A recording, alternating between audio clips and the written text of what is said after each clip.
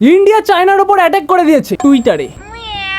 যেই চায়না এতদিন ইন্ডিয়ার বিরুদ্ধে নেগেটিভ পিআর করে যাচ্ছিল, সেই চায়না হাটে হাড়ি ভেঙে বেরিয়ে এসেছে আসল রূপ, যেটা দেখে তুমিও বলবে শালা এত খারাপ অবস্থা, যেখানে সেখানে মানুষ হেগে দিচ্ছে, থুতু ফেলে দিচ্ছে, আর ইন্ডিয়ান নাকি সিভিক সেন্স কম। হ্যাঁ, অন্তত সবার বাড়িতে শৌচালয় তো আছে। ইন্ডিয়ার কাস্ট সিস্টেম নাকি খুবই খারাপ। সালা নিজের দেশেও তো আছে হুকো সিস্টেম। সিসাং গাংনং, নিচু জাতি নং, উঁচু জাতি সি এর সাথে কাজ করতে পারবে না, থাকতে পারবে না। মানুষ ডাস্টবিন থেকে উড়াই খাবার খাচ্ছে, নর্দমার টার্নারে মানুষ শুয়ে আছে। কোনো কিছু সেলে লাগলে হাজারো মানুষ মাছির মতো ভনভন করতে করতে দোকান খুলতে না খুলতে সাপের মতো ঢুকে যাচ্ছে দোকানের ভিতরে। মেট্রোতে বুক অব্দি জল ভরে আছে, পুরো রাস্তার মধ্যে নোংরা ভরা আছে। না না না, নোংরার মধ্যে অল্পটুকু রাস্তা করা আছে, এটাই বলা যায়। আর এরা বলে ওয়ার্ল্ডের মধ্যে সবচেয়ে ডার্টি কান্ট্রি হচ্ছে ইন্ডিয়া। ওরে সালা রে, নিজের পথের গুটাকে টিস্যু পেপার দিয়ে নাম হচ্ছে জল দিয়ে ধো। আর কিছু কিছু ইন্ডিয়ান ইনফ্লুয়েন্সার বলছে চায়না ইন্ডিয়া থেকে 50-100 বছর এগিয়ে আছে। হ্যাঁ, এগিয়ে তো আছে, তবে পিআরের দিক থেকে, নিজের দেশের পজিটিভ পিআর আর ইন্ডিয়ার বিরুদ্ধে নেগেটিভ পিআরের দিক থেকে। তবে বলে না চায়নার জিনিস বেশি দিন টেকে না, এক্ষেত্রেও তাই হয়েছে। আর এই চায়না সালা নিজের দেশের দুর্বিষহ অবস্থা লুকাতে গুগল ইউজ করে না, নিজের দেশের আলাদা ব্রাউজার ইউজ করে, যাতে নিজের দেশের আসল রূপ সব জায়গায় ছড়িয়ে না পড়ে।